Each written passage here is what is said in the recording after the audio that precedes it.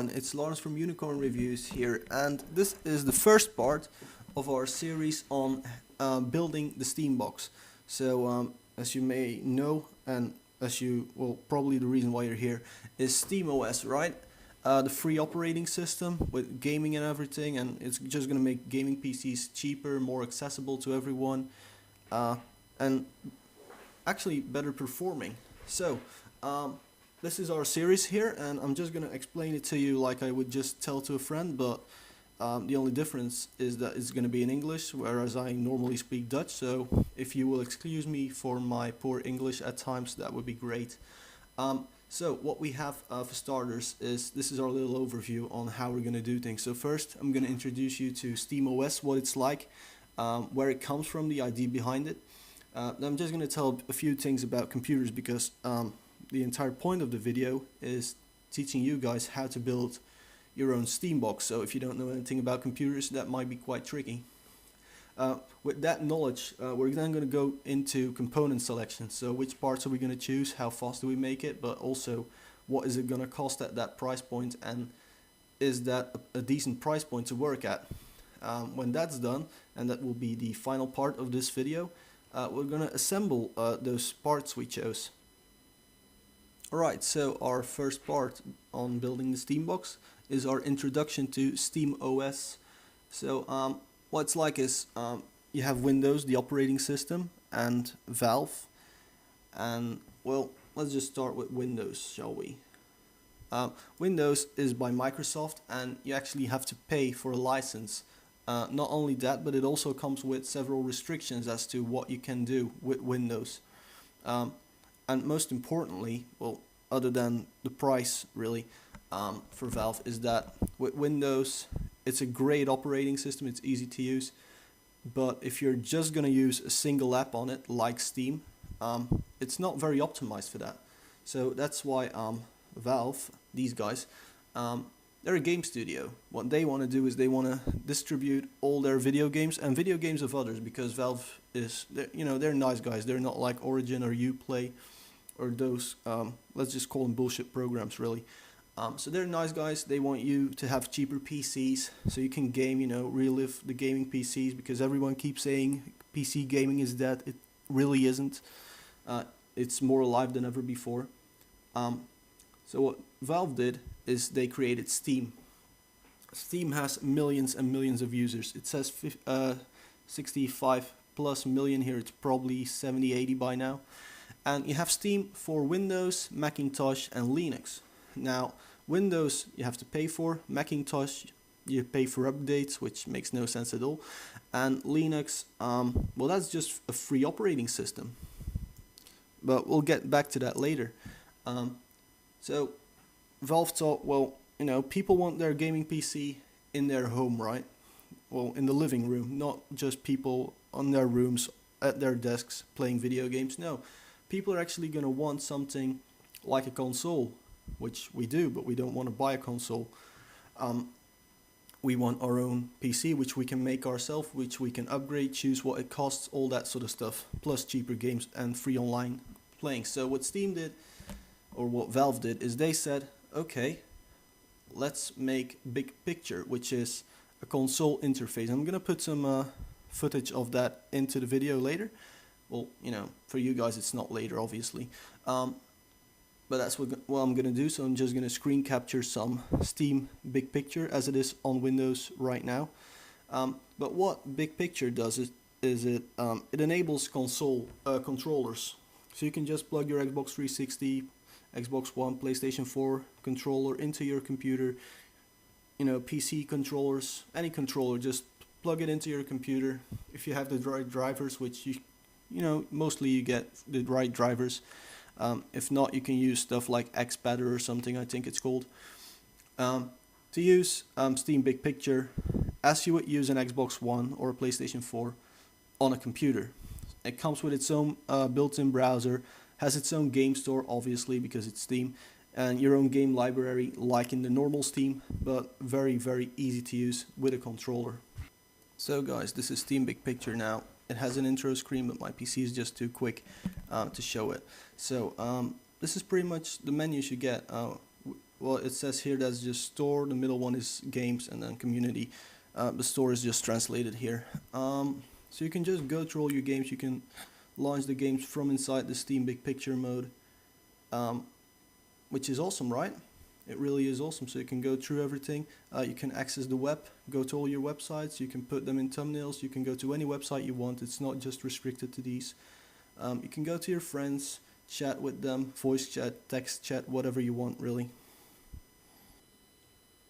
So now I already hear you think, if this wasn't already the reason you're here anyway, is that, well, if I can have all my games without having to use Windows, that would be great, right? And if I can do that in my living room on my TV to just have fun there, not having to go on a PC, because I prefer a controller, for example, then that is great. So this is why we're going to use open source for this project. Because Linux is open source, right? Which is awesome because it's free, so you get a free license and you can access the source code, you know, the little code that the entire operating system is based on. You can just access that and you can change it. And all you have to do when you're done changing it is just say and share with the entire Linux community. You just say the stuff you shared and changed, which is an awesome concept because it enables you to do a lot of things. So Steam at that point thought, well, we're gonna make Steam for Linux, right? So people won't need all their Windows stuff, and you know, as well, I mean, it's also free, so the operating system is free, so you also don't need it with an Apple system because, let's face it, they don't have any graphics performance at all. And so they started porting a lot of games, and the idea really caught on, and there's more and more games being ported all the time, and brand new games are being made especially for SteamOS or Steam for Linux, which is a great thing because already every single server, let's say 99% of servers are Linux based, and so this is going to help us to make a very cheap PC because we save €100 on the OEM version of Windows, or what, 300 or something for the professional version, if you buy the entire version of Windows. The only problem with Linux is that it's not the most consumer friendly product because you need to know quite a bit about PCs in order to actually use them, which is why the lovely people over at Valve said, well, let's make our own operating system. Let's make something that's as easy to use as Windows, maybe even easier, as easy to use as a console. You don't need to do anything as the end user. You can if you want to, but you don't have to. And we're going to optimize it, especially for gaming. Alright, well, I mean, with all of that, I think I have your attention now because you guys already want a cheap gaming computer, which is very easy to use, has great performance. You guys can't wait. So, let's give you guys a little introduction on how computers actually work. Computers are pretty simple things once you get the idea behind it. You have your hardware, which does stuff. And then you have firmware to control the hardware. And then you have an operating system, so that you as a person can actually easily control the hardware without knowing anything about computers, really. I mean, let's face it, even your grandma can use computers, hopefully. So the hardware has input, it then processes the input, and it puts it back out. That's the basic idea behind computers. It's the von Neumann principle. You just put something in a computer, it computes it, puts it in the memory, and then when you want, you can get it back out of the memory. That's as simple as it gets. And I'm not gonna go into incredible detail here because there's already a lot of abbreviations here, and I really don't want to confuse you all. So what it's pretty much like is you have your CPU, right? So the i5s, i3s, i7s, and the AMDs as well. And pretty much what they do is they do all the large calculations. Whereas your graphics cards or GPUs, they're going to do all the tiny little calculations, like every single pixel on your screen. They're incredibly easy to calculate, but there's an awful lot of them. So a CPU excels at the hard stuff, graphics cards excel at the easy stuff, or easy stuff. That's all relative, isn't it? So at a certain time AMD thought, well, what if we put a GPU and a CPU on a single chip, which then creates an APU, or an accelerated processing unit. Now, all of those need their own memory. So the reason that is obviously because you need to store your information somewhere so that the processing unit can actually access it, right? So once it actually has processed everything, it's gonna give you the user an output. Now for you guys and for gaming, you're gonna get video, not a console screen, and you're gonna get sound and maybe some feedback in your controller. Feedback, tactile feedback. Maybe you're wearing a suit with feedback, it will do that for you. So what other hardware is there in a computer to actually make it work? Well, you have solid state drives, which are pretty much like giant USB sticks, which are inside your computer. You don't need those, let that be for sure. You don't need an SSD, you can easily put everything on a hard drive. And that will do everything as well. The only reason to go with an SSD is because they're 4 times faster. So if you care about your loading times, then you're gonna want an SSD. You also have optical drives, and for this SteamOS build, we're not gonna bother with one because we have the Steam library. We can download any game we want, be it from Steam, be it from the internet. And if you have a game on a disk, you can just read the activation code in the disk box and activate it later. So you can go to your torrent website, download it. There's nothing illegal about torrenting stuff. It only becomes illegal when you use faulty, wrong keys, or you start generating your own keys, or you start bypassing the key system. That's when it becomes illegal. So with what we're doing, there's absolutely nothing wrong. We also have sound cards, but mostly, just like networking cards, they will be built into your system. Even Wi-Fi is often built in nowadays. And all that stuff is built into your motherboard, which is like the mother of a family, really. And all the other parts are its little children. And the mother just needs to connect everything up so they can communicate to each other. That's what the motherboard does. And of course, you're going to need some power for that as well. When you have your hardware, you're going to need firmware, right? So this is quite tricky, so I'm not going to go into any detail at all, really. What it comes down to is you have BIOSes, where you set stuff on how the hardware works. And the BIOS then controls the kernel, and the kernel then controls the operating system. But more about that later. You also have drivers. The drivers will then help the hardware and the operating system work together. And operating system, is it firmware? Is it really software? That's your own thing. With Windows, I would say it's firmware. Linux, I would say it's software, because you can swap stuff all the time and you can change kernels just like you want. I mean, you guys are obviously never gonna have to do that. So I made a special category here for operating system. So what it does is it just makes you, the user, capable of using the hardware in a really, really easy way. That's all an operating system does, really. So yeah, what sort of software are we talking about here? Productivity software like Office. We're not going to use that, right? This is a gaming system, so we're going to use it for games. Games, the problem with games is that they're often written in a special code and with special ways of doing things. The most common problem at the moment for SteamOS is that most games are in DirectX, which is owned by Microsoft, so Windows only. And that problem gives us that you're going to have to port the game to OpenGL for Linux, because it's open source, everything's free, that sort of stuff. So that's the difficult part, but a lot of companies are doing it at the moment, so it should all be fine. By the time this video goes online, really, there should be hundreds, maybe thousands of games already in the Steam library.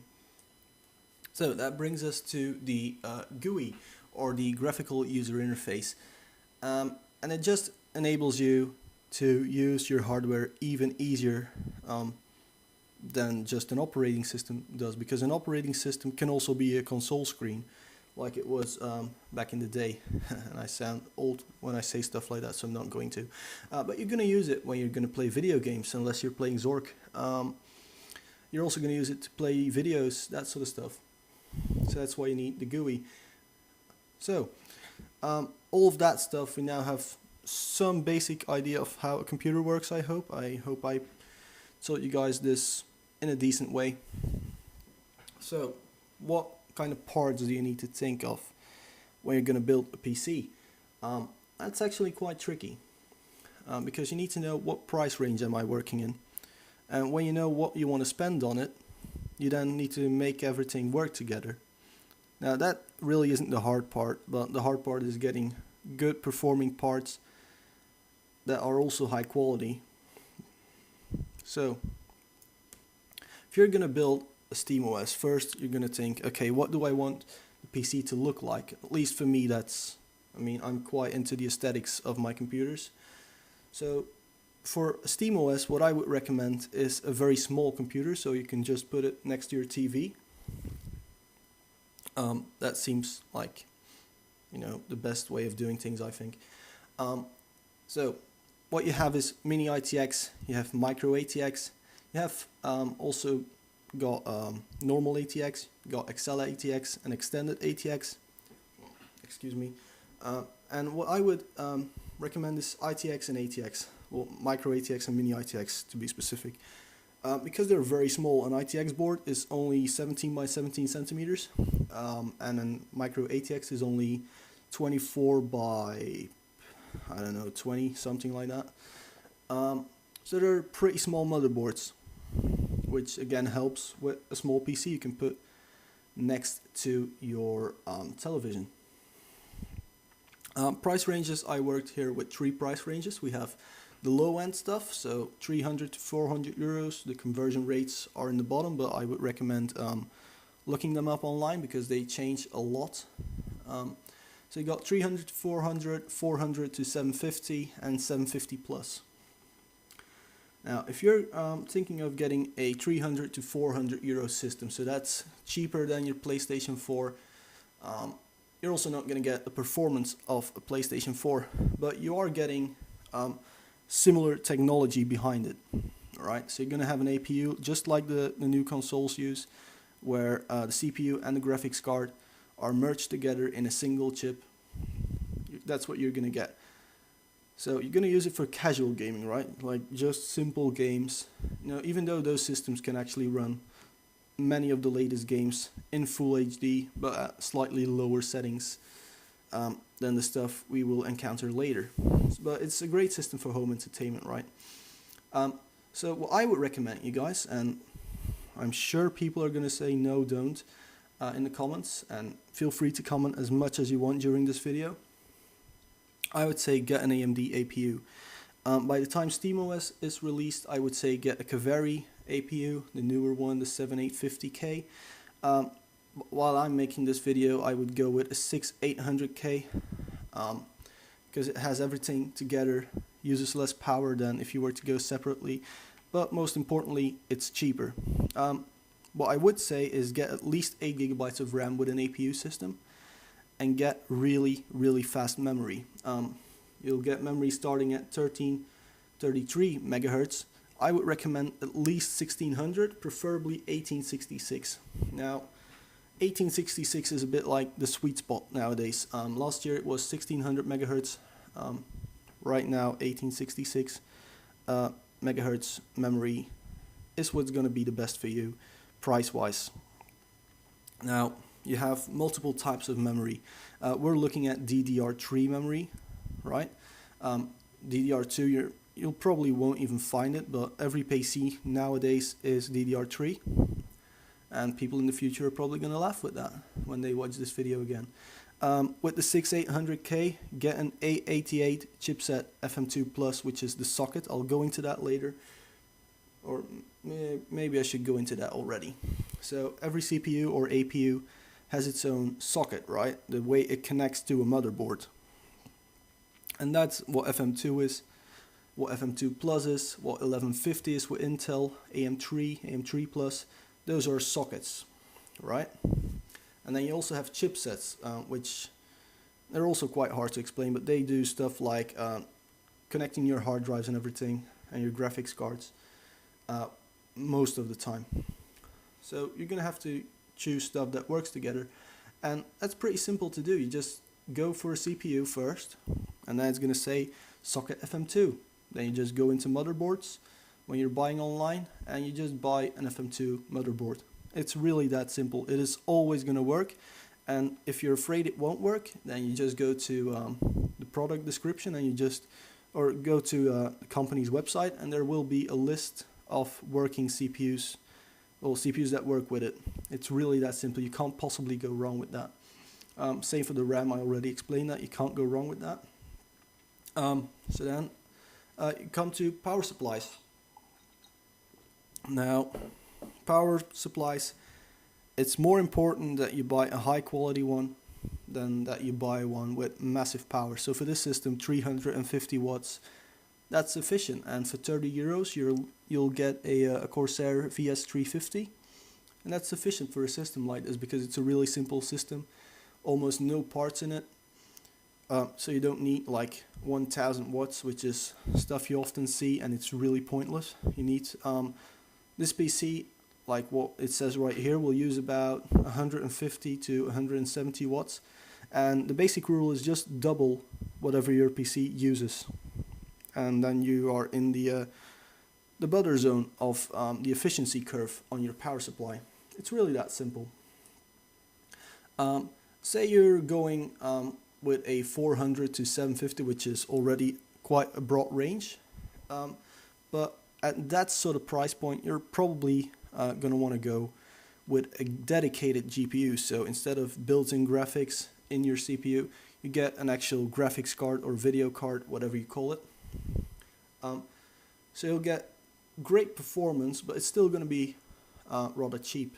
I would recommend Intel CPUs or a combination of an AMD APU with an AMD graphics card. And you can also then invest in other features like an SSD, for example, or Wi-Fi, should you need that. So then, what sort of parts are we talking? I would recommend for a build in this price range to go with an i3 or an i5. Don't buy the low power stuff because they're rip-offs. Just get something like at the moment, an i5 4430 or a 4440, or maybe a cheaper i3, because CPUs are plenty powerful most of the time. Especially in this price range, you don't need i7s. They're just, again, rip-offs if you don't need it. I would go with a cheap motherboard. So again, make sure if you're using a socket 1150 that you get an 1150 motherboard, and always double check by reading the compatibility list. There's also a compatibility list for memory, but memory will work 99% of the time. Most importantly with this build is the graphics card. Now, that graphics card, at the moment, I would say get an AMD 280X, or if you're a fanboy or just you prefer NVIDIA, get a GTX 760. They're about the same price. They're also about the same performance, even though the 280X will be slightly better performing. Memory wise for this build, 8 GB will still be plenty. With gaming you actually only need about 4 GB, but just take 8 to be safe for the future. But we no longer need these high memory speeds, so 1600 is enough. They're cheaper. It's about 60 euros for 8 GB. So it's a lot cheaper already than the faster RAM. And the reason you don't need it is because only your CPU is accessing it, whereas a GPU will need to put a lot more information through that memory. And so the memory on the dedicated, because a graphics card is its own little PC actually, it also has its own RAM, and the memory on graphics card is 7-8 GHz, whereas this is only 1.6. So you don't need the really fast RAM. Just make sure you always go with dual channel RAM on stuff, unless you need quad channel, but that's really specific stuff. So go with dual channel, because even if you have 2 sticks of 4 GB or 1 stick of 8 GB, 2 times 4 will be faster because you can, send stuff to 2 places at the same time, which is faster than having to wait in line to get to the same place with 2 people. Just think of it that way.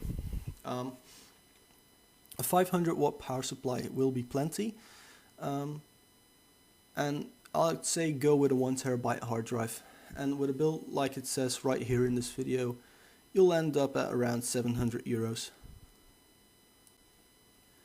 Now if you are willing to spend over 750 euros, I would actually say get the PC, get the 400 to 750 sort of PC, but just put Windows on there. You'll spend 100 euros on an OEM version of Windows, which is a fully legal version if you build a brand new computer. So I'd say get that because you get a lot more games that are already released for Windows, and you can also then use your PC for other stuff. That's just my advice to you guys. So yeah, get the same stuff, maybe put an SSD in there, maybe put 16 gigabytes of RAM in there, or just go with an even more powerful GPU like a 770, GTX 770, or an AMD 290. So yeah, this is the part where I go into compatibility. Socket wise, there is no way to go wrong, and nope, there's no special slide for those. Socket wise, it's pretty simple. The AMD APUs get FM2 plus, so it's also working with the new Kaveri APUs when they're released. Intel, if you're going with a Haswell or 1150 socket CPU, get an 1150 motherboard. It's just that easy. You can't possibly go wrong, especially when you double check using the compatibility list. Chipset wise, you really cannot go wrong with a low level system, so any chipset will do. But for an APU, again, I would recommend the A88 chipset, and for the Intel boards, like something like a B85. And to be honest, I don't know those chipsets like from the back of my head as well, because just get something that looks good and it will perform good. That's sadly that's the case. You also have ugly boards which also perform good, so get a decent board, and if you don't know exactly, just ask someone who works in the store. That's the most important part, just to get everything to work. Now there's also connections, so your hard drive will have to be connected to the motherboard. For that you're going to use SATA cables. Now there are 2 types of SATA cables at the moment, and they're identical.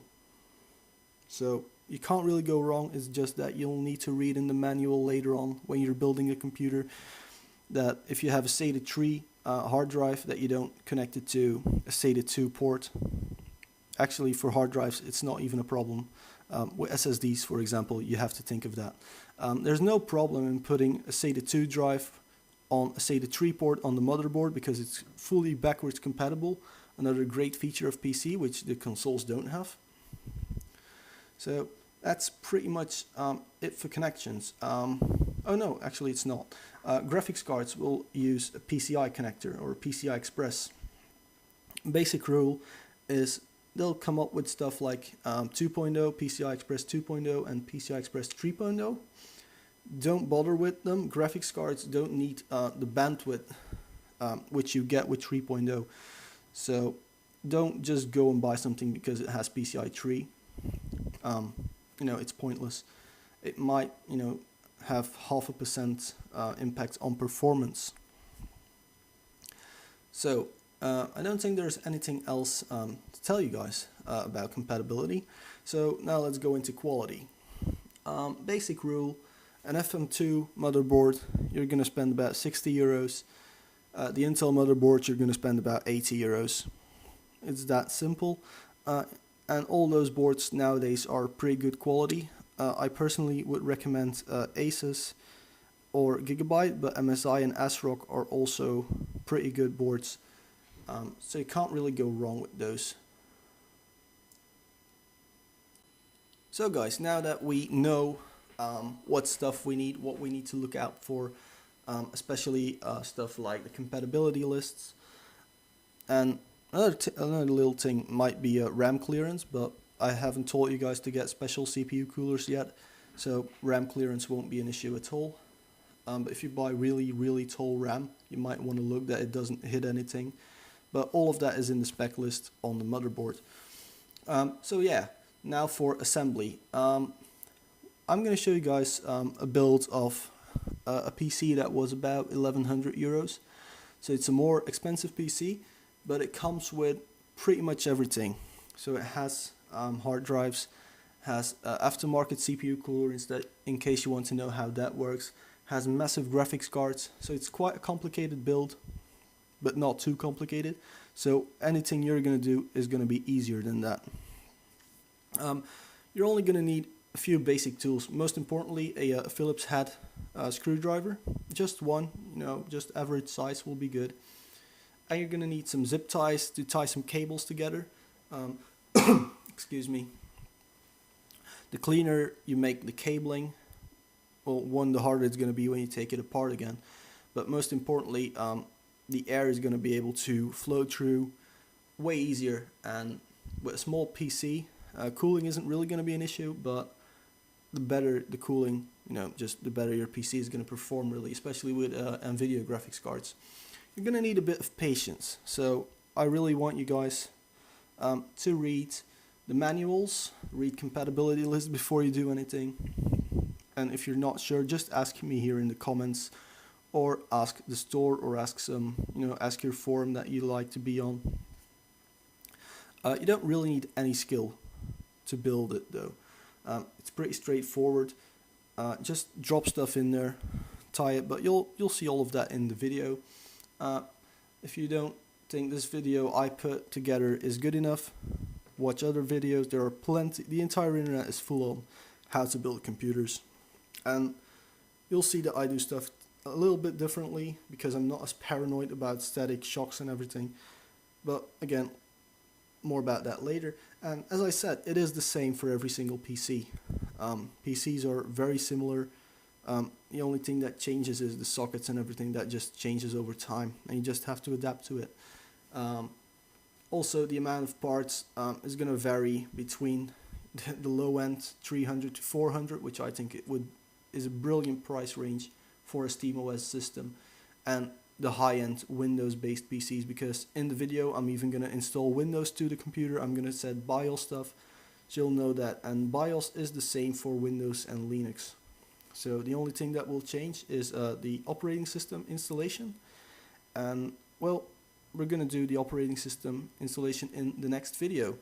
So I'm just going to shut up now. I'm going to play the next video, and well, thank you very much for watching already. And if you liked what I've done so far, like the video. If you disliked it, please dislike the video, and leave a comment.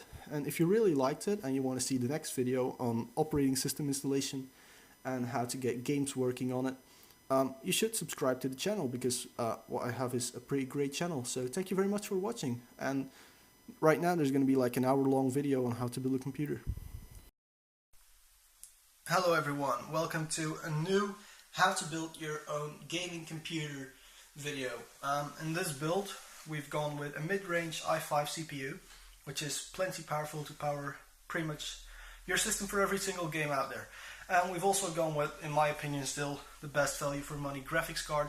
Got some really fast RAM in there, and just entry level different stuff. Because with the previous video, a lot of people didn't really get my way of thinking with the case, with going with giant CPU coolers, and that was an enthusiast build. I just did it the way I wanted it to have it done. And this thing is just like low budget, full power. So this all you can see right here, that's only 900 euros, which is a PS3 and an Xbox One, sure. But your games are cheaper on PC, even though you can't resell them. Although there has been some code found in Steam which can help you lend games to friends over Steam. So that's all pretty good. And graphics power is everything with PC gaming, and also the gameplay and everything is just a lot better. So what we're going to start off with is, because this is just a show of all the parts you're going to need, I'll put the links to, actually, yeah, I'm just going to put the parts in the comment area, and then you can see what we've got here. First things first though, my power supply, which is over there, was sent in bulk form, as was my hard drive, and also the optical drive, which is another thing people didn't get in the previous video because I did not go with an optical drive. Anyway, graphics card, we're not going to need that until the very last moment. These two guys, we also are not going to need them for a while. Power supply will be the first item. Nope, actually not. It's a Prodigy shirt. Prodigies are assembled slightly different than other cases. These will be the three first items we're going to use. So I'm just going to get closer to the desk. My nice and shiny, but very much scratched desk. Probably because I just, pull cases around it all the time. So anyway, let's first make sure we're not having any static shock on us, so just touch something. That's how I do it. I mean, people sometimes go with, shouldn't you ground yourself? Only if you're a complete noob and you're very afraid of everything. But grounding yourself is just a waste of time, in my opinion. I don't even care too much about how I put the motherboard down or anything. So, I mean, yes, I will probably get flamed for that again in the comments. However, nobody cares. Intel boxes come very well sealed, so there my scissors are. So we just cut the seal here with scissors because I don't have an unboxing knife like the professionals over here on YouTube. I'll get there one day, don't worry. So, what it comes with is the stock cooler and the CPU and a little booklet which no one's ever going to read. To get the CPU out, it's pretty annoying. You first have to drop the cooler out and then you just push this thing or whatever way, and you just get this one out and you just throw this one in the garbage, or you keep it and put it back in the box for resale value later on. So yeah, I will never use a stock cooler because stock coolers are wrong. They don't perform very well. They're pretty loud most of the times, and yeah, do not use stock coolers. And yes, I am taking some time putting everything nicely back into the box because I don't want to lose anything. Anyway, this little guy right here is an i5 3570, so it's not overclockable because my board is a H chipset, so you can't really go with overclockable stuff anyway. So the little black part, you take this CPU protection, you take that off, all the socket protection. There we go. Then you open up this guy here. Do not drop it. It's way too expensive to drop it. And then here's your CPU, like that. So then you just have a quick look and figure out how to align it. Most of the time it's just so that the readable stuff is facing downwards. There we go. Do not use the touch the top of the CPU. And then this thing is going to be pretty frightening, this part right here, because it will make cracking noises and it will require a lot more force than what you're comfortable with. Quite a lot more force than what you're comfortable with. But that's just to make sure everything is very nicely in place there. But nothing broke, so we've done good, which was another thing people were commenting about in the previous video, that it took me too long and that I'm a complete noob and everything, but hey. So, next step, and actually no, not the next step, first step, I'm going to install the CPU cooler first, or aren't I? Nope, I'm going to do it later, because of the way the case works. Anyway, this is some Gale Evo Veloci RAM, so it's CL10, got 8 GB of it, and it runs at 1866, which is pretty much as much as the chipset will handle. No idea what that caution thing is. If something says caution, it's mostly very dangerous, so you shouldn't read it. And yeah, actually I'm not even going to install the RAM, so sorry for that, guys. But you know, it's quite weird to build PCs in this case, because it is such a small, well, it's not really a small case, it's just everything is different than it would normally be. So what you would do next is completely disassemble your case, right? So everything that can come off, you take everything off, you put the screws somewhere where you know you're not going to lose them. So that's the side panel off. If you're wondering why there's no hard drive gauge, this is an extra hard drive gauge, which we're not going to use. So I already took that one out. Same for the back of the case, of course.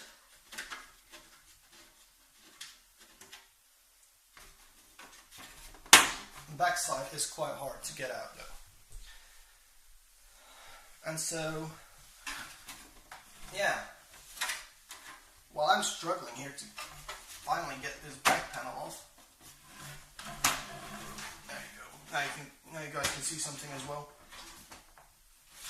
For some reason this is an incredibly tight one. It's not as tight with my other case, but I have no idea what the reason for that is. You know, when you're doing a PC, you're gonna find some little issues along the way, like for example a back panel not coming off very well. There we go. This is your back panel. We're also not going to need that in the near future. Anyway, yeah, this is just right here. That's where our motherboard has to go. Now, because we're using an aftermarket cooler, we are going to have to put the cooler on first. So, out with the box, with the case, in with the cooler, and also in with the motherboard. There we go. So hard to do this on camera because I constantly have to avoid walking into my tripod.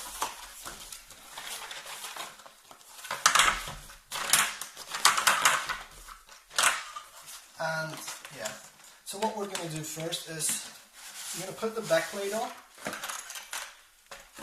There are instruction booklets that come with pretty much everything you buy for computers. So if you want to read through those, you know, you can read through those. This back includes all our stuff, so there we go. And then now what we have to do with this type of cooler, the T4, it has three different ways of, you know, 3 different distances. I think I remember it was the furthest, and yeah, I've never been so wrong in my entire life. It's not the furthest hole, so maybe it's the smallest thing that we have to go with. I mean, that's why you could read booklets though, to figure out where everything goes. And at this moment it's just, you have to put the things in, and you know, right here it looks like we have to go through the second hole. Also, if you use plates like this, make sure you put every single one through the same distance, so your backplate isn't on sideways or something. Now, where the hell are these things? There we go. And now our backplate is on. So you just put it down on your desk like so, and I just touched the thing. So if you got greasy fingers, that's not what you want to do. What will we be needing from this? As far as I remember, these now, oops, yeah, that's not what we want. These screw on like so. Every single cooler is going to have a different mounting way. Make sure you have your stuff right. I mean, this is a bag with 2011 screws, so make sure you use the right ones. I don't think you can make an error on this specific thing, but you know, people always make stupid mistakes. Also, with the way these mount, you don't have to put it as tight as you can all the way at the start, because the top screw will actually turn this screw even further. But anyway, I am now going to get the booklet, because it's been quite a while since I've used this cooler, and I don't want to put the brackets on the wrong way. So this is a giant book.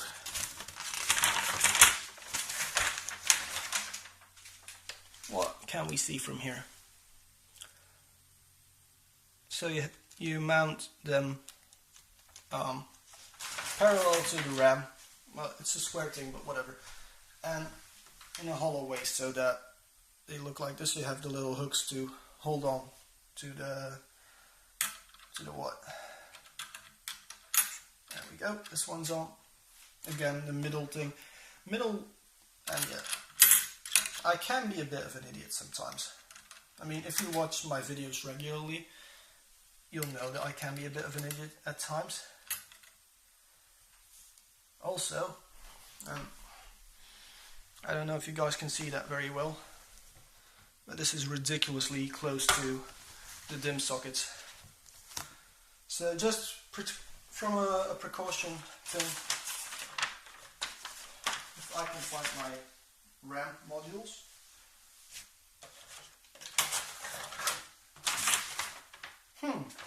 Okay, so I've lost my RAM. Oh, there it is. My nice little red RAM, which I just bought because it was cheap, and because the computer isn't a computer for me. So I'm gonna install one of these already, just to see if there's actually any room for them. So with this board, it only works on one side, so what you do is you just open the things on the side. With this board, it's only on the right. And then you just push it in.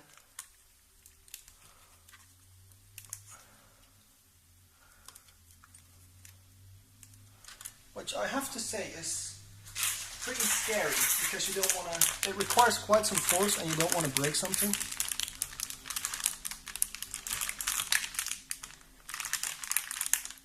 There we go. You'll know when the RAM is in. The RAM is in when it's as closed as it can. This thing will close on its own, and when you open it again, the RAM will pop out again. Alright. So as we can see right now, this is ridiculously close. And this thing will have to latch over it, like so.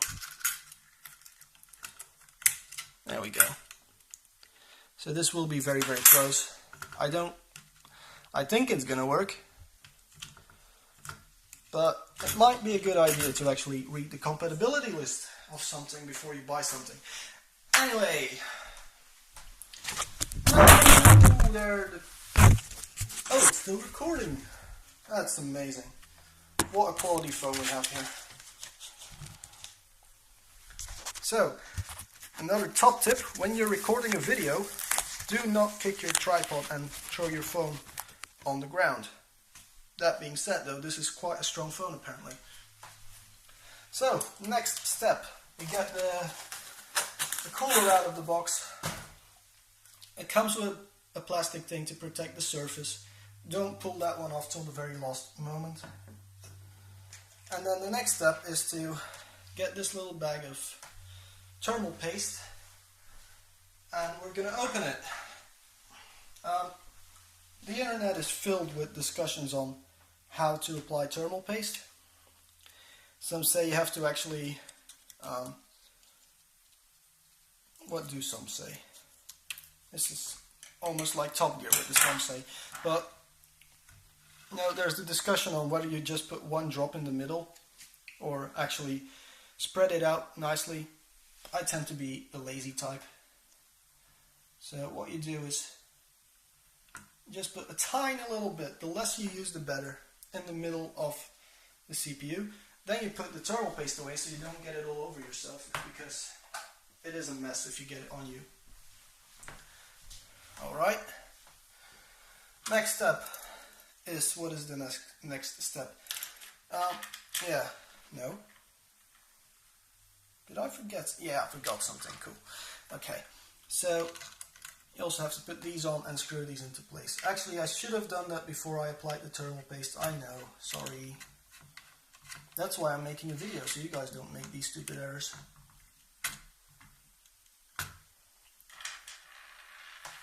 Also make sure you don't lose any one of those, because this one just ran through it. So yeah, this is all very small stuff, so it might be a bit hard to get it on there. Just try not to spit while talking into, yeah, whatever. It's actually a pretty weird mounting mechanism, this cooler. It works, it's pretty toolless, it's completely toolless actually, but it's a weird mounting mechanism, I have to say that.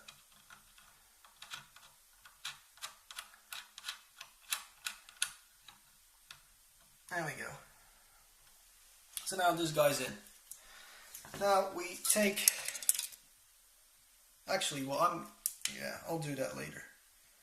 So you just peel this thing off. There we go. If you want to be super anal about your stuff, you could clean it off with acetone or something, but I'm not going to. Might be pretty important that you put this thing on the side where you have most space. And with this specific cooler, you have to wiggle this part through here. There we go. And then you see that little spacing in there. There we go. And so now, nope. There we go. So the little, yeah, it's impossible to film this. Anyway, try to not touch anything. And then you just hook these things behind the little latches, and when that's all done, you just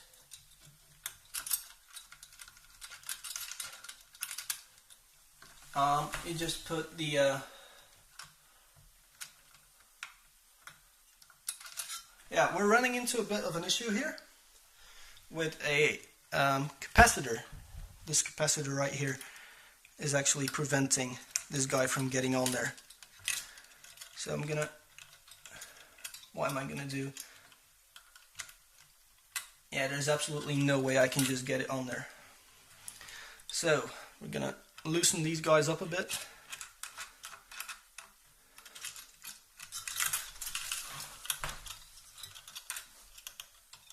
And you know, I don't like this when it goes wrong, and I don't think anybody actually likes it when it goes wrong like this, because this is just bad engineering from my point of view.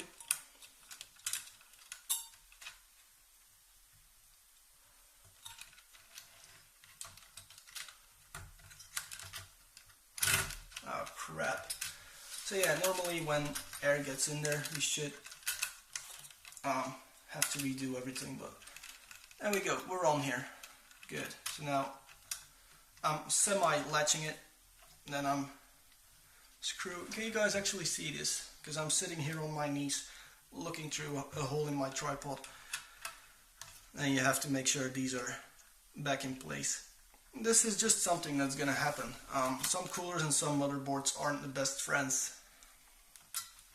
And so, there we go, that's all in there. It may not always fit. And actually with this thing, it's like with a stock cooler, you just pull the latch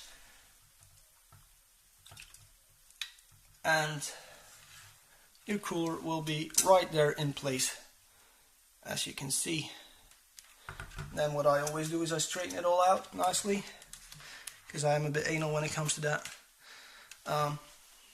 Next step, for me at least, you don't have to do this, but all these plastic labels, I hate labels. So I'm going to cut them off. I should have done it earlier on, but I had my thermal paste on there. Try not to cut the cables off, you know, your fan. I don't like all the stickers and labels on everything. It says you can't throw it away. I don't know why anybody would throw it away, but I mean, there's weird people in this world.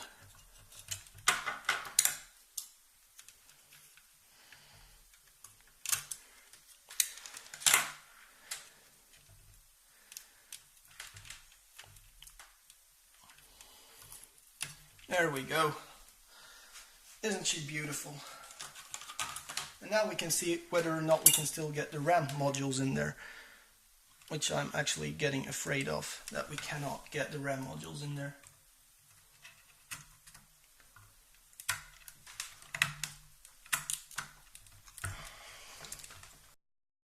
Alright, my camera keeps pausing because I reach maximum file size because I'm recording this in just about as high of a definition as my camera will allow me to. But as you can see, this is the closest fit in the history of RAM modules. That's a first for me.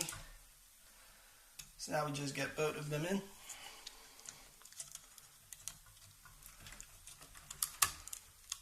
There we go.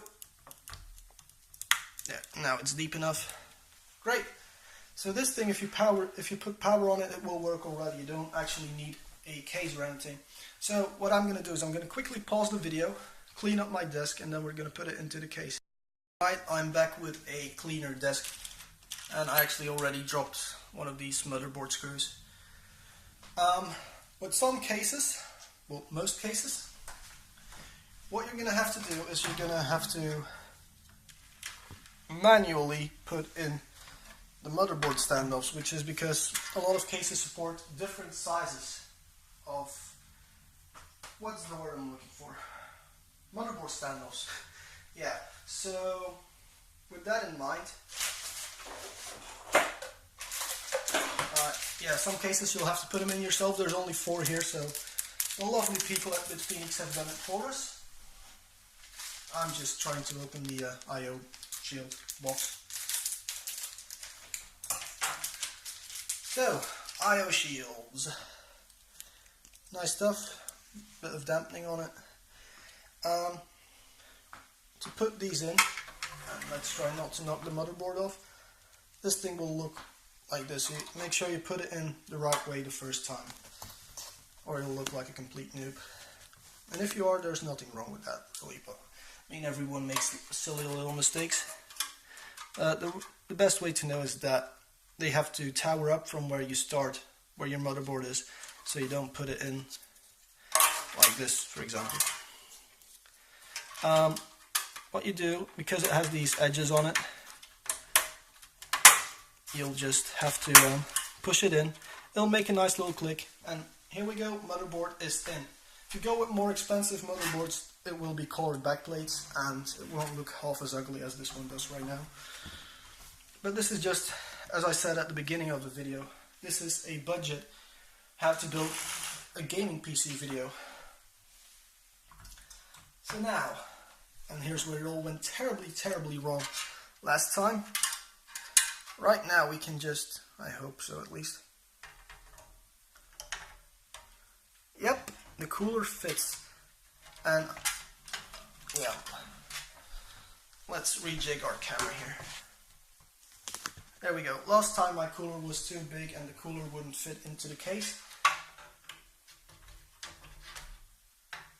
This time it's still pretty close, because I don't know, I like power coolers.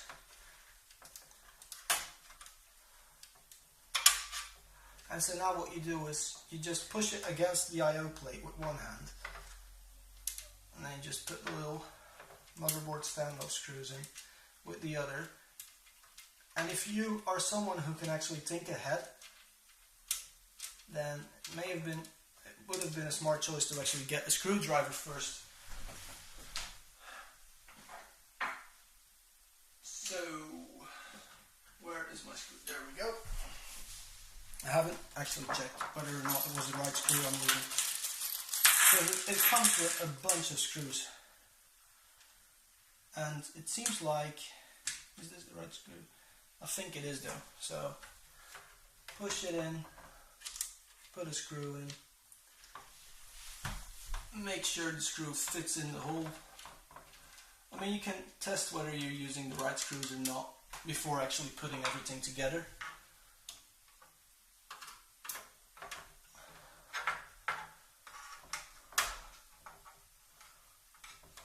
smart way of doing things. I think it's in there.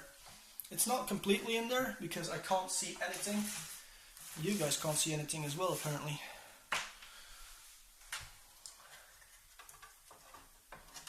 I think I put the screw in there sideways. So, okay, this will probably be the easier side to work on.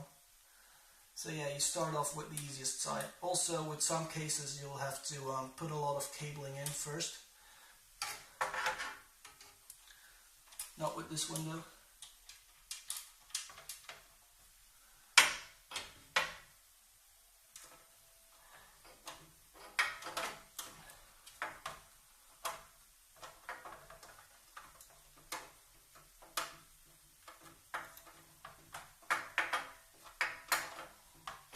Yeah, I'm just having troubles with my screwdriver being too big, so, you know, troubles in paradise.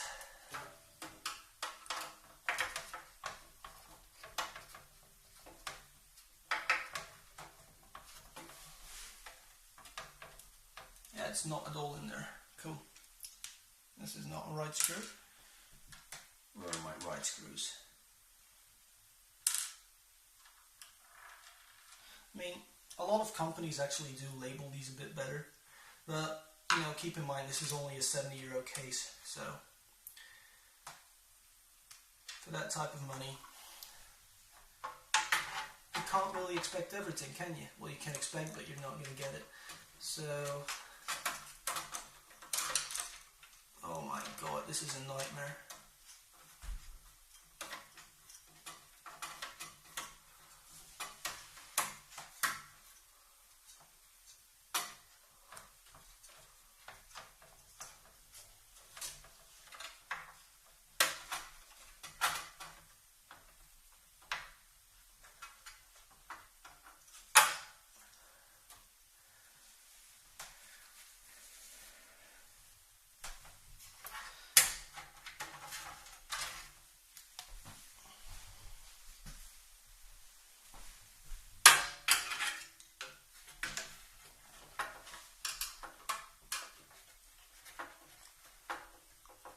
I'm actually going to get an even bigger screwdriver, maybe that'll help.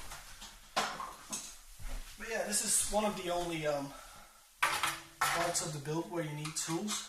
Well, tools, you know, a screwdriver can hardly be called a tool. So I'm going to pause the video, figure out a good screwdriver that actually fits into the case, and then I'll be back. Alright, I'm back. So I couldn't really find a proper screwdriver for this case. So I just went with the smallest one and some good old-fashioned fiddling around. Just, you know, getting the screwdriver in this little bit of space. You don't need to put too much force on these, because let's face it, you're squeezing your motherboard when you put a lot of force on it. If your motherboard bends a bit, like I have in the other case, the other Prodigy over there, it's possible that your motherboard will bend a tiny little bit with the backplate being too big. What you can do is just cut into the power supply hole or in the back panel of your case, because what happens is a lot of cases have rather big CPU cutouts on the back. So because the power supply is directly underneath it in this computer, it doesn't have a cutout for your CPU, and so that might mean it can get a little bit tricky at times.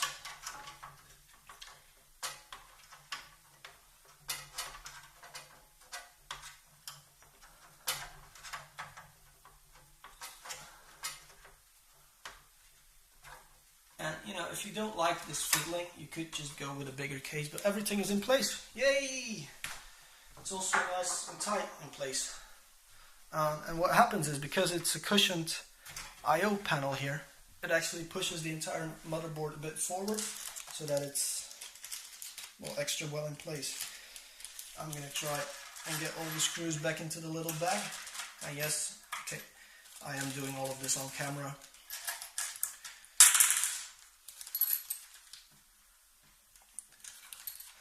So what will our next step be? I think our next step is going to be the hard drive and the optical bay.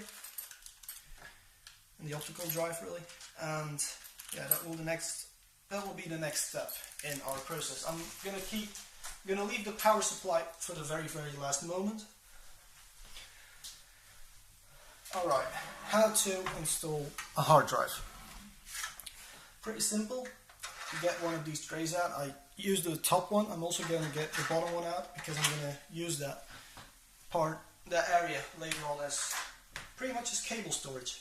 So you get your, and there we go. Get this guy out. Hard drives are shipped in bulk format, so because of that, I mean, these are actually pretty well packaged, I have to say.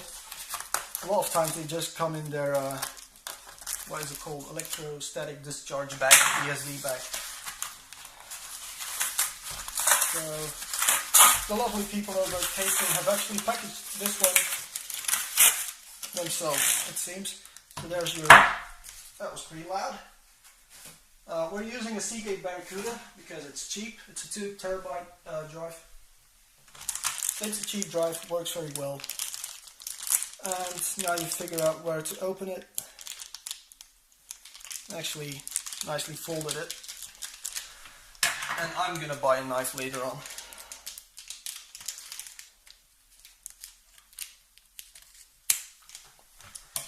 There we go, fold it open. That's the first time I've seen that they actually take the time to fold something. So, because it is gonna, oh, there you guys are. Because it's gonna shove in that way, what you have to make sure is that the connectors, which are your SATA and your SATA power, the other ones are just jumpers, you have to make sure you put those in the right direction, so it looks like this. And then you align these pins with these holes. Pretty simple. You can also use screws if you want to. So I tend not to use screws, mainly because I'm a bit lazy. What you can also do is actually pull them out and then just push them back in. So, because this is impossible to do on camera, I'm just going to pause for a while. Alright, I managed to get it in. So then it will just look like this, and you can even put a screw in on the sides, but I'm not going to bother with that. And up we go again. Now what you do is you just slide it in like that. So, have we done anything hard up till now? I don't think we have. So, this is very possible for everyone to do. Hard part right now, well, hard part. Installing the optical drive, which I hate, but it's not PC for me, it's for a customer, so. The Prodigy has these ledges, so you have to push those in from both sides. It's not one of those panels. Most cases you just pull up on the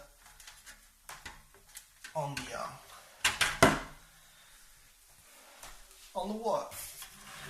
On the front panel, yeah. And when you pull up on the front panel, everything will just come off. There we go.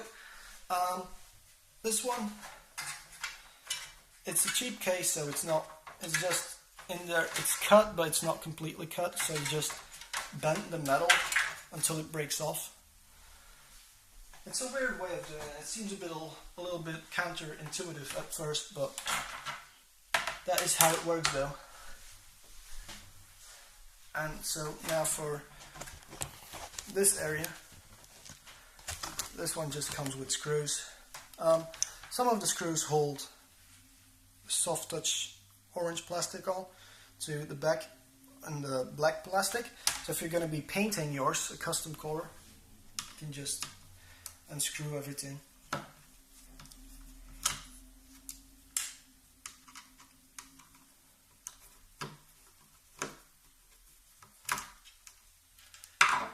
There we go. It's out. Great. So I'm gonna have to take another break in a bit to clean up my desk again. But now we have a front panel with a hole in it. Great, that looks amazing, doesn't it? But you know, some people just prefer their optical base. Again, scissor time, another bulk packaging.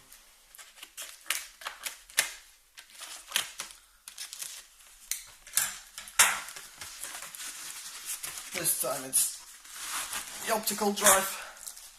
Make sure you get one with a color that actually matches. They don't do orange optical drives, so I decided to go with a black one. And yes, my room is a mess right now. So, you just slide it in from the front, like so. And then you just get your set of screws out again, because you can see there are holes to be, things to be screwed in place. Normally cases come with toolless designs.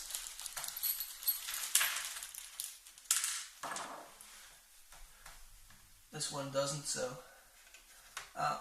yeah, a top tip is to just put one in to hold the optical bay in place. And I'm happy I didn't scratch the paint there. So you just put one of these in. Don't even push it in all the way. And then you get your front panel.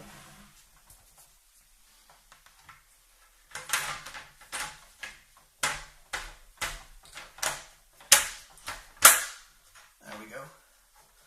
And so now what you check for is whether it's flush, you know, whether it sits flush. And in my case, I got it right the first time. That's great, because that doesn't happen a lot, that I get something right the first time. The Prodigy case comes with either fixed holes. This is not a right screw. So you can use, can you guys see this? You can use the fixed holes here, or like the white cutout there. However, I'm thinking I'm using the wrong screws here. Nope, I'm not. The thread was just a bit extra thick from the powder coat on it. So I'm just going to put 4 screws in. 2 on either side, of course. I'm not going to change the fans in the case this time, because if I did, that would be the first thing I started off with. And to be honest, at the moment I'm just saying things so you guys don't have to just watch a silent video. I mean, I'm not saying my voice is so amazing or anything, but yeah, whatever.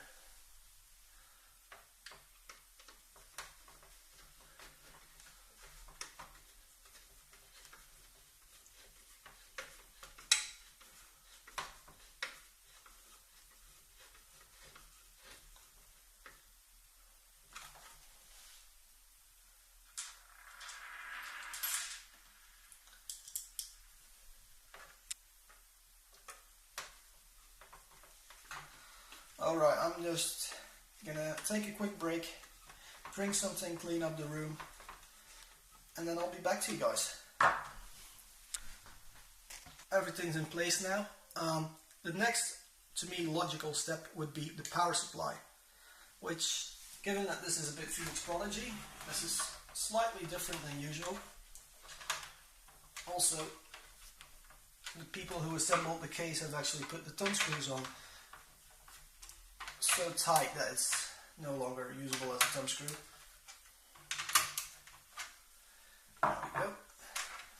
So what we do with Prodigy is different, because most cases have the power supply in the bottom or in the top.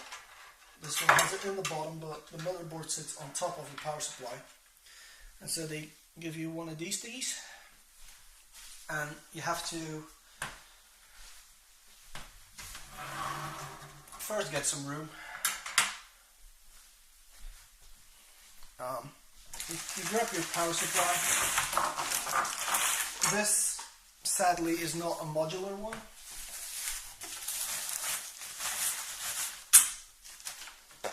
No idea what that was. So you grab your power supply, and I know it's probably really hard for you guys to see this because it's all black on black, and I'm using a pretty shitty camera. Yeah, my super amazing lighting system. Cool. So, if I were to have, okay, so it doesn't matter, with this bracket you can mount it either side. So what we're going to have to do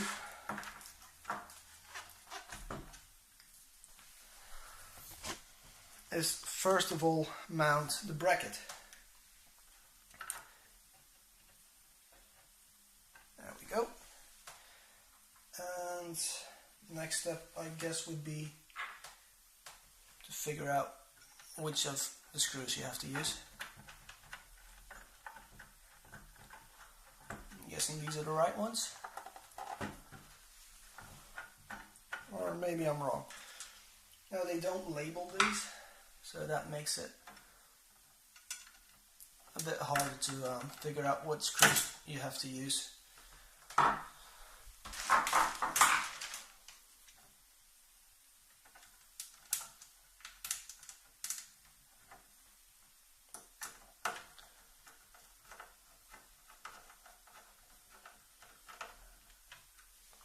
Alright, so if you use a Prodigy, right screws to use are these. Long, thin screws. So, you just put some in. It doesn't, the order in which you do it doesn't matter. It's not going to have a lot of stress on them. You don't have to put them in too tight. You just put them so they won't get loose again.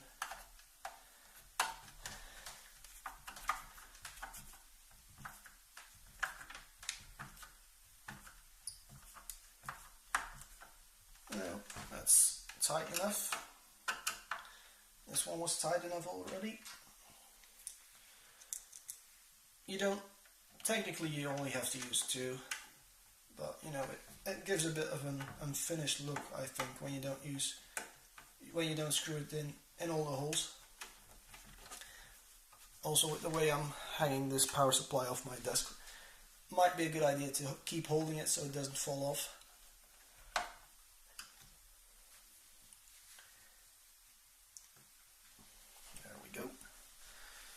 One screw to go.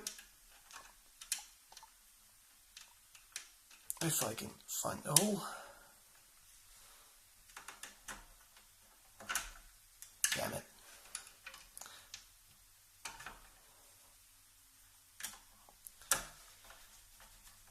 In most cases you just screw that in directly, because in most cases you put the power supply inside the case and then you slide it out and screw it in. With this case, it's the complete opposite.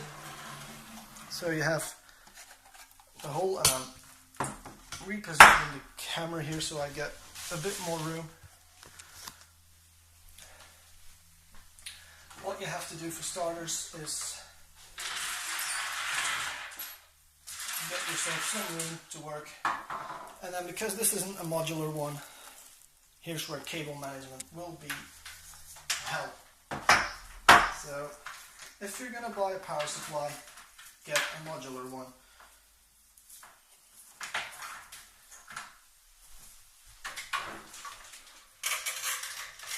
So what I'm gonna do is I'm gonna route all of the cables through there. And you have to do this before you actually start building with this case, because later on there will be no room at all.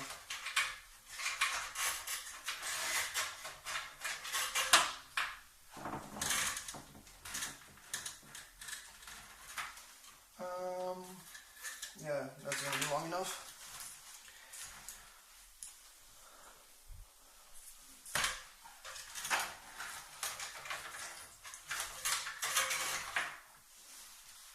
And our 8-pin, we're not going to route the 8-pin through there. 8-pin is going to come through there. Now this motherboard has only got a 4-pin connection,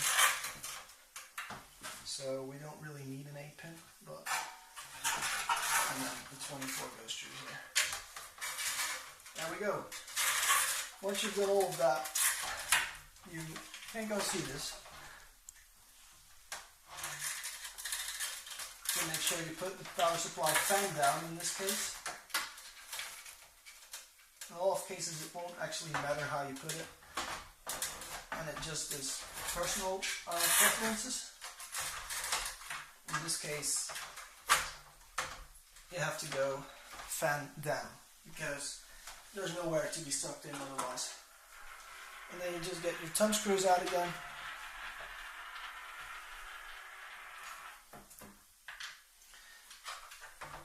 Find the holes.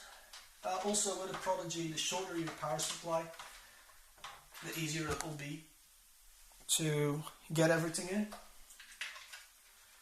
Me with the other one, I'm also using the quiet power supply there, but it's, I think it's 2 centimeters longer, so the cables are very, very tight. Also with modular power supplies you will need a bit more room for the cables to come out and bend because of the connectors. But anyway, look at what a mess we've just made with all these cables. Easiest thing to do right now is to just plug everything in. So this is a 3-pin from our rear fan. This is, what is this, another 3-pin? Alright. This one is CPU fan. So let's start with CPU fan. I'm going to make a little loop here because I like my cables to be very, very tidy. So little loop. And so now we have a tiny little problem because I don't actually have anything to run these fans off. Because my power supply only comes with Molexes and the case did not come with Molex to a 3-pin. So maybe you'll have to buy that one separately. You can also put the fans on the motherboard, but I'm not a big fan of that. So I'm going to get a little adapter for now. So I've got these things, which are Molex to other power. You can also do them yourself. So if you just connect the right ones, you have the right amount of power. Pretty simple for now. The 24-pin is going to have to go in here as well.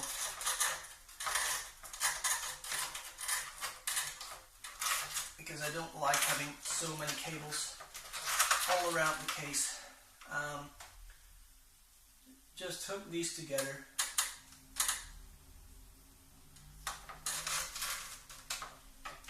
Push them into, make sure you have them in the right length. Also, some some people make this mistake when something doesn't go quite right. You have this 8-pin and this 8-pin. This is a CPU 8-pin. This is a graphics card 8-pin. Do not mix those up or you'll fry your entire system.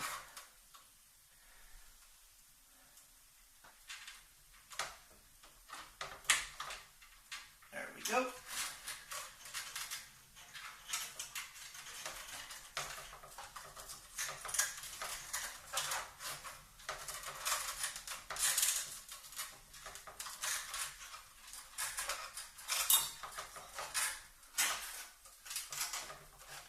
Yeah, this is obviously incredibly tight because we are working with such a small case.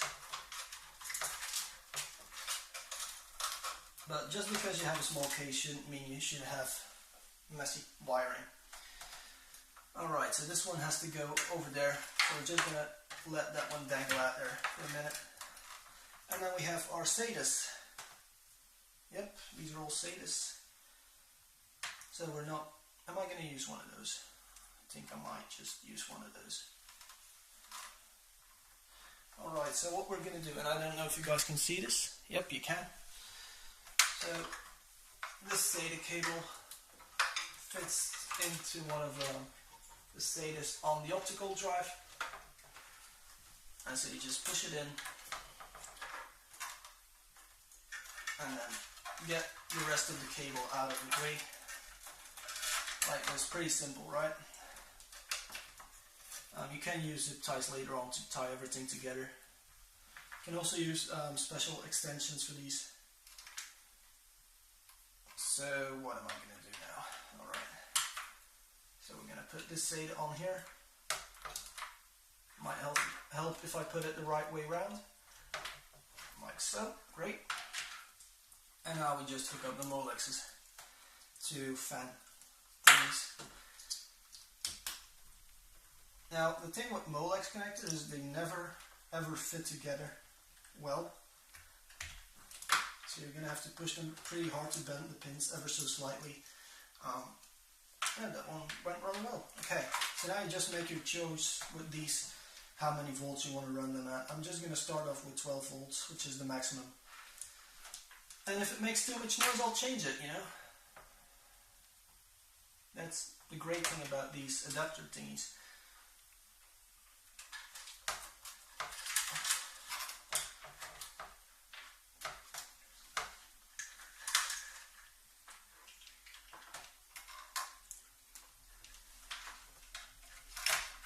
And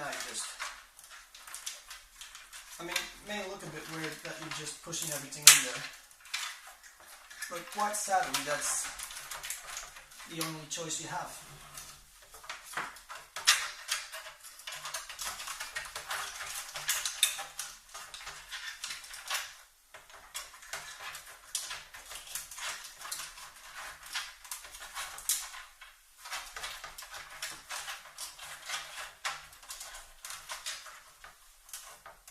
Now, some companies like Silverstone, for example, they have special power supplies for shorted cases, and you can also buy special cables for them, so you don't end up with massive amounts of cables inside your system. However, we're done. Right now you have a PC you can play video games on. However, we're going to play them at maximum settings, so we're going to need a little extra. So, for installing a graphics card, first up, get rid of all the little bolts you don't need, because if they get into the system, they can shorten out everything, and well, then it will just be a really expensive thing. Let's put it that way. So, cleaning everything up, very important when you're building PCs. Just keep everything as clean as you can, and I will put some more, well, somewhere I haven't put any effort in the cables yet, have I? So, installing the graphics card. First, I'm gonna make sure you guys can actually see something. The Prodigy uses, see anything, there we go, this system. So, you want to do this one first, which is a plate that presses everything down, and some plastic has gotten under my tripod. Okay, once that's done, you get these top ones out. Just use the most massive screwdriver you can find, really. I mean, they are toolless, but I just prefer a good old screwdriver.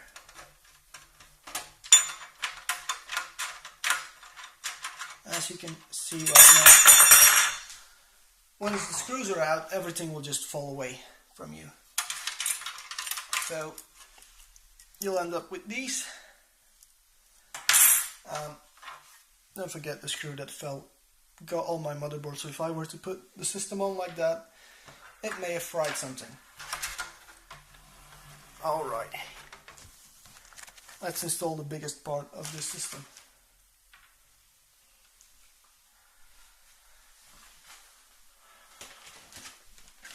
The graphics card. Now, this is a very high-end graphics card, you guys, so a lot of people may not have the money to actually go with one of those. Also, you don't have to take this one all the way out. You can just leave the screw in there and not be an idiot like I was. You can just put it on the highest setting for a while. There we go. So graphics cards are pretty much an extra set of what we have here. Well, yeah, you guys can't see it. But a graphics card also has memory and a CPU and a cooler. So it's pretty much like what we've done already, we're just going to do again. But this time with everything already installed into a separate daughter plate.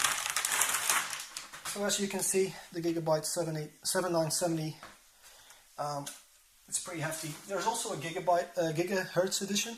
Don't buy the gigahertz edition, it's the exact same card. We'll overclock it later. These connectors can stay on for a while, you just have to get the bottom one off. This is for Crossfire. Let's keep it on as well because we can't possibly put multiple cards in this system. And so, and I do not know if you guys can see this actually. Nope.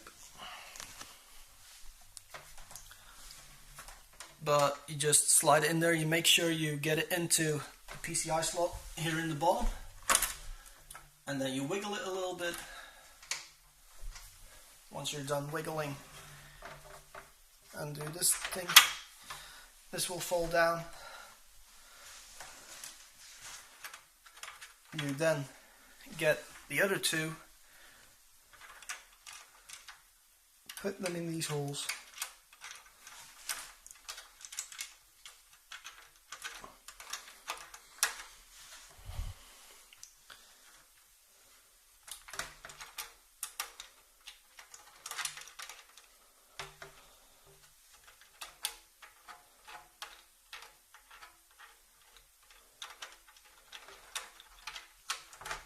This must be an amazing video to watch. I mean, if you guys are still watching this, then whoa. So, screwdriver. Again, don't put too much force on this.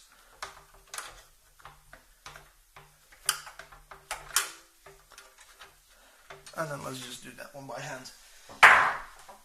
So, that's quite a bit of graphics card, isn't it? Now all we need to do is get our power and plug it in, really. So how am I going to do this?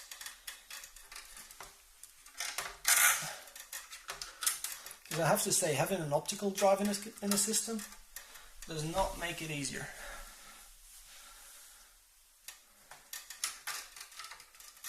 I don't even think it's possible to actually get it in here. Alright, I'm going to think this one through. Probably I'm just going to stretch everything out a bit. I mean, this is the easy one. This one just falls right in, right? These two, just let them dangle off the side, really. However, this one, there's so much cable here that it's very stiff.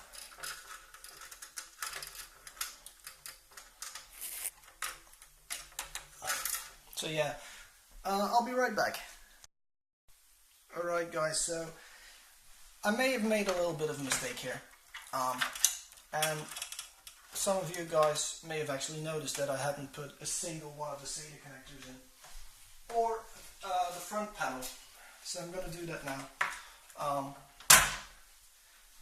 Hopefully, by the time you watch this, I've edited at least halfway decent, so you know I don't lose too much time, or the video doesn't become too long because of this. Yeah, sorry. So, if only I could find my scissors. There they are.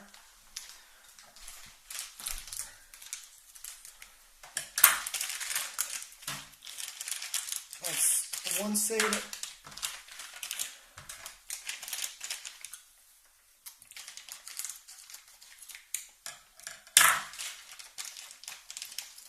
And this is a second SATA cable. So, yeah, there they are. None of them are angled. I'm going to use these, because these are labeled as SATA 1 and this is SATA 2. So, SATA 1, that will be our hard drive. It doesn't actually matter which one is what, but let's say something does ever go wrong, it's important to be able to remember what port uses what SATA cable, really. Also, SATA 3 hard drives I don't really see the point in it because a hard drive cannot max out SATA 2, so there we go. That's the SATA cables in. Let's redo this one a little bit.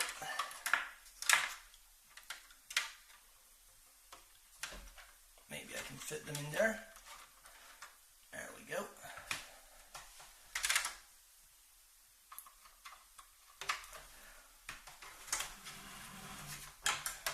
And then this one goes into the back of our hard drive.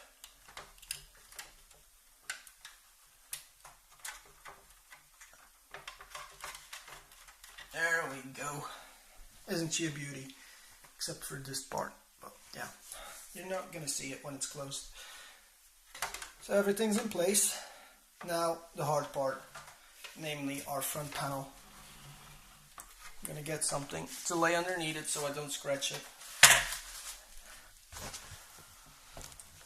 The front panel comes with quite a lot of things.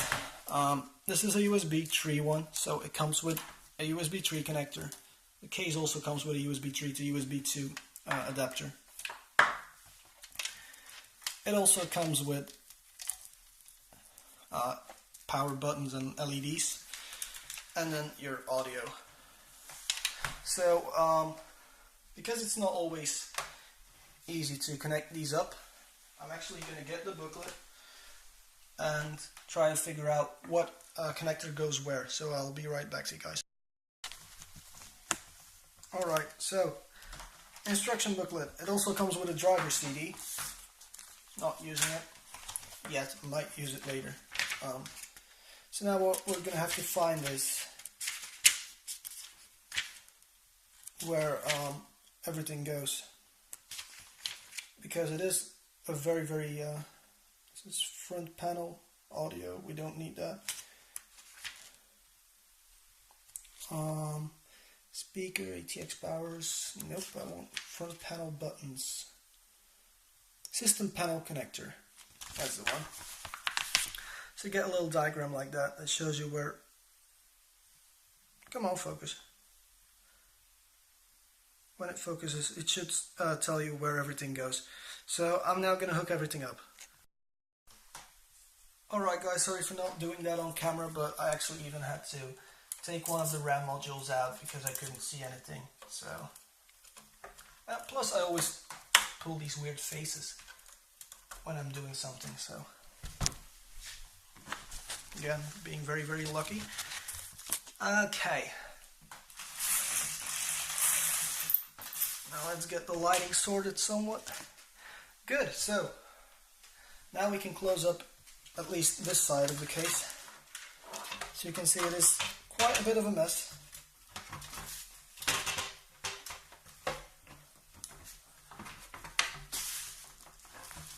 It also doesn't fit very well. I think we had a bad sample, really. There we go. Side panel is on. I'm just going to get myself some screws. The thumb screws it actually originally came with. I have to say I'm not very pleased with the paint finish on this one. I think the one on the black paint on my case is a bit better. Well, my other case.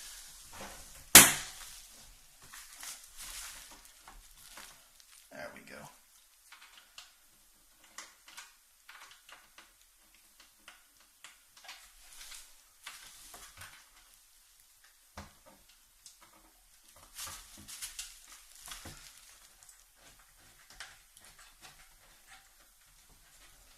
Alright, we're approaching the finish.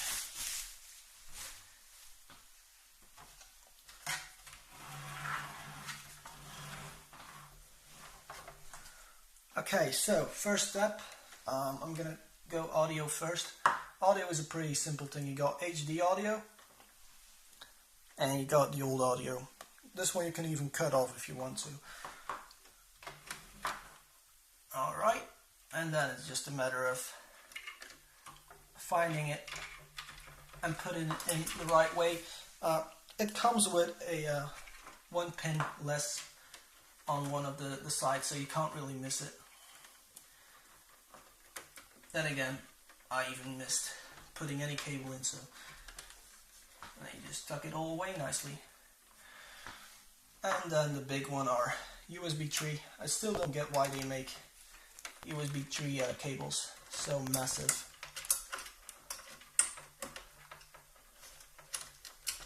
And these, I mean, they're absolutely giant, you know.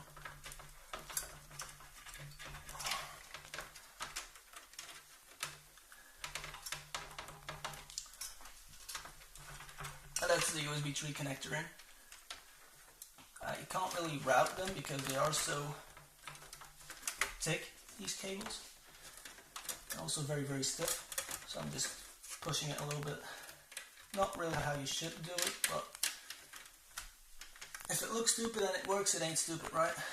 But yeah, so let's get these out of the way first. If you buy a bigger case, you won't run into half these problems with cables not having anywhere to go. Actually, I think I've managed to. What the hell?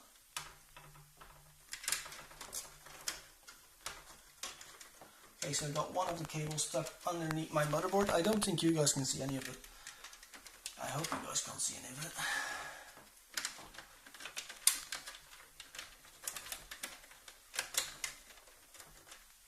Does this look halfway decent? Yeah, it's good enough. I mean, this is just for the video. I will do a better job later on off camera, but it's just going to take me quite a while to get everything looking absolutely gorgeous. But there we go.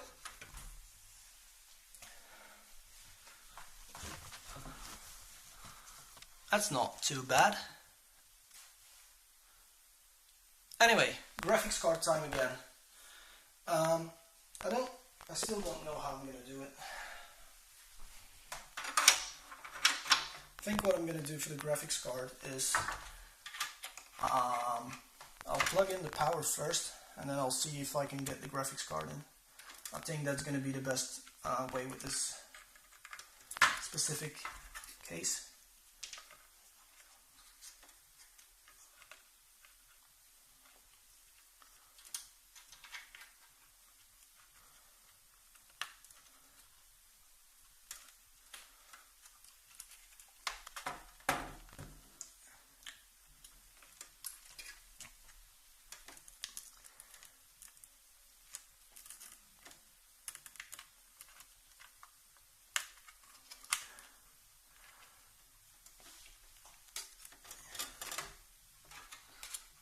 Let's hope this one works, or I might be in quite some problems if I can't get it to work.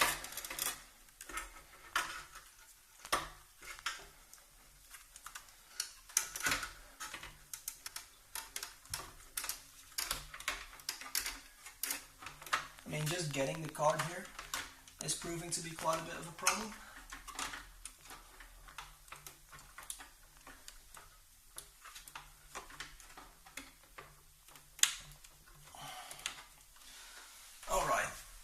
I'll be back when I get it. Alright, so I was able to pretty much just wedge it in there. It's not the recommended way of doing things, but it's in there.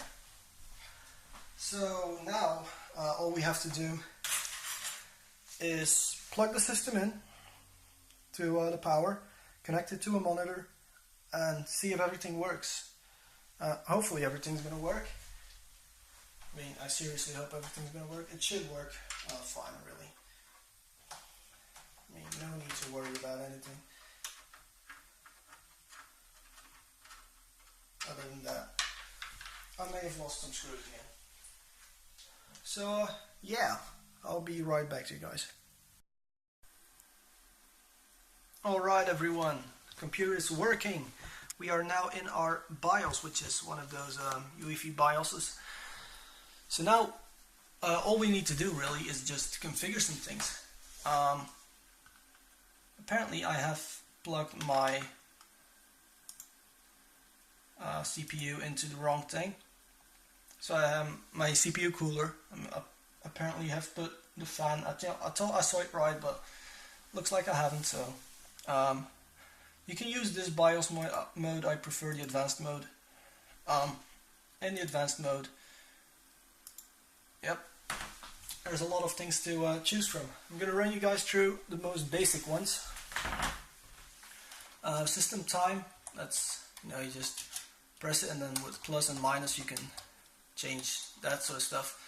Access level, security options. You can put a password on your BIOS so people can't use your BIOS easily.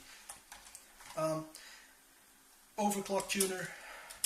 I'm just gonna set it to XMP. So our memory profile is wrong at the moment, so we're gonna have to set our memory profile manually. So it has got to sync, of course, there's no other way. GPU boost, as is, seems good. We just keep all of this on auto. There's no overclocking on this board, so if you want to see all of that stuff, you can go back to the other video. Well, I'm just gonna run everything on auto. DRAM. So for the RAM, as you guys can see, the RAM was stock running at the wrong speeds, so it might be helpful to keep this part. And on the box it should say what voltage it has to run on. It doesn't. So I'm guessing 1.5 volts will be plenty, really. I'm just wondering where I can actually set the memory timings. There we go. DRAM timing control. 10, 10, 10, 32. So that's all great. Amazing, cool. Okay, so that's all. This all seems well. Then we have CPU monitors. I'm just gonna set this one to ignore. And now I have to. Actually, I could just swap the connectors over. Yep. So I'm just gonna power down the system, swap over the connector so I don't run into any of those problems, and then I'll be back.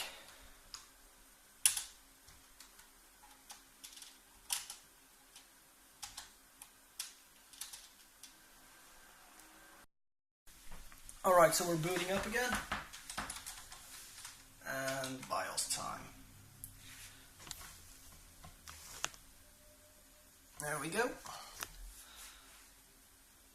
What I've also done while I switched on the CPU fan, what I've also done is I switched the case fans to a lower setting. So now they're at 7 volts. 12 volts was a tiny bit too loud for me. So now everything is a lot quieter, just how I like it, really. Next step now is to install Windows. Now, believe it or not, I got a valid, genuine Windows here, OEM version though.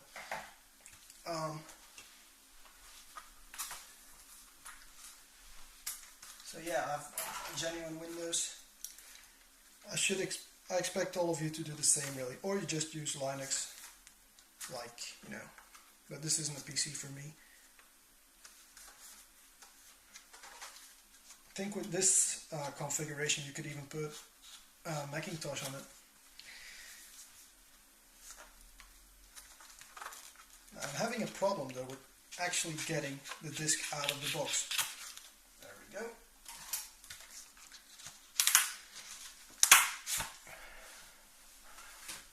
Our Microsoft Windows.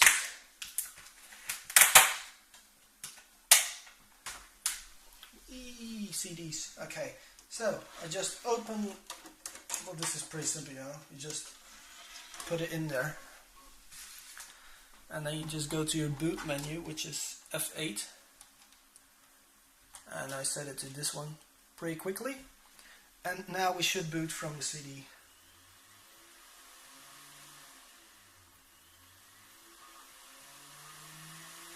There we go, Windows is loading files. Also, it's like there's a chopper taking off or something. which is why I don't like optical drives. I'm sure there are quiet optical drives out there, but you can also just install Windows from a USB drive.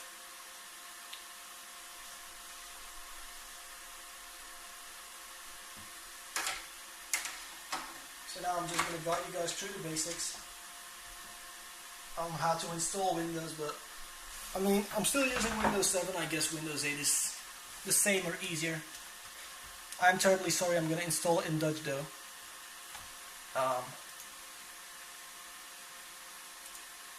There we go. So you just click next, install now, and now it's starting the setup.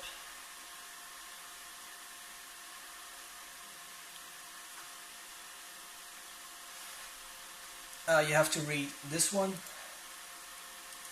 and you should read it or you'll turn into some human Sentai pad really. I guess this is Microsoft, so it'll turn you into a Sentai Surface or something.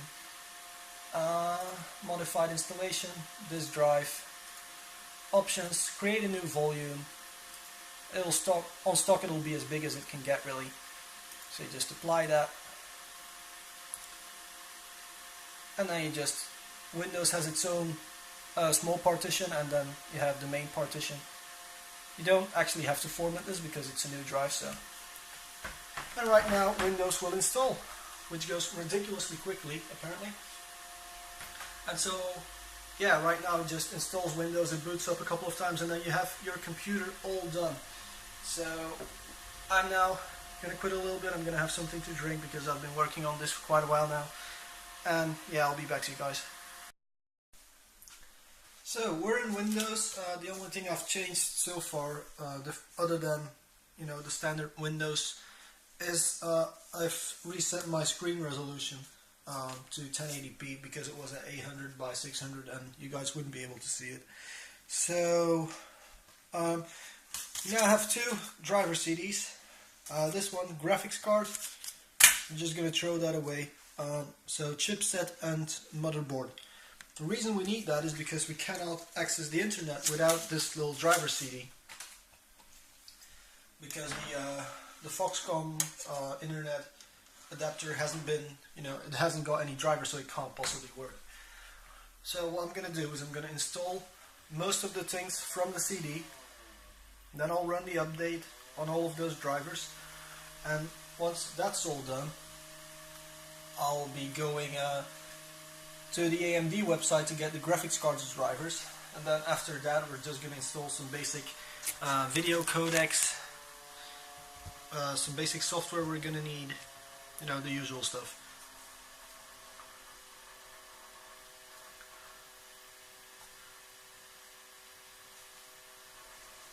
I have no idea why it's taking so long actually to for there we go, busy loading.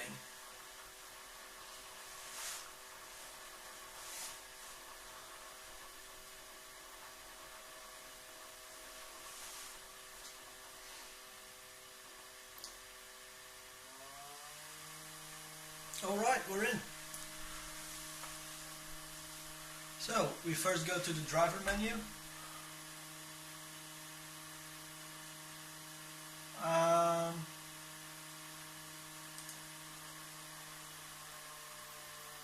Asus install all, that to me looks the easiest thing to use. So just clicking this will probably install every single driver eventually.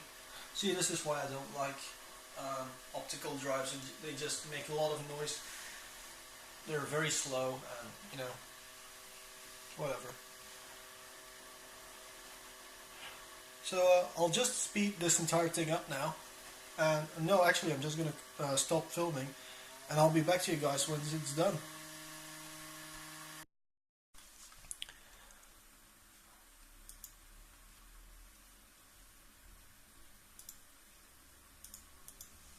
Alright guys, so main drivers are installed. So what I'm now going to do is get graphics card drivers. So you just go to the AMD website. And then I guess where would they have put this part? No. Okay. oh, download drivers is a separate thing here. So desktop graphics, product line, Radeon HDs. Apparently a 7790 is a separate chip because it uses the new generation stuff. Windows 7 64-bit. There we go.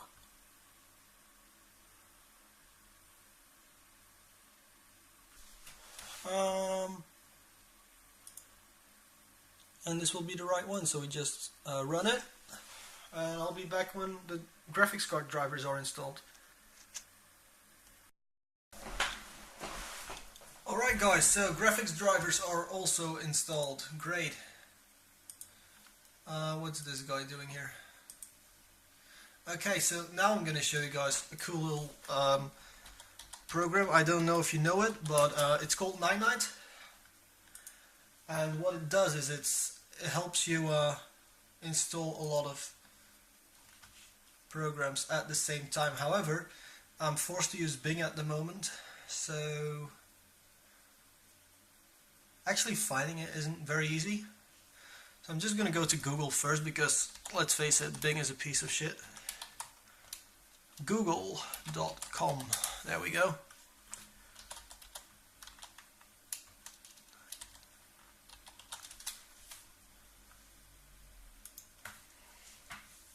Alright, and so now what we can, oops, are we somewhat filming this properly? Alright, so what this helps us do is we can just select our browser and what we need. So we're going to go with Firefox.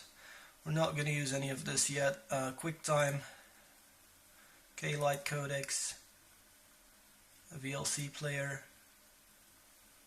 Nah, we don't need it. Java is already on there. .NET, Silverlight, Shockwave. Do we need any of these? I don't think so.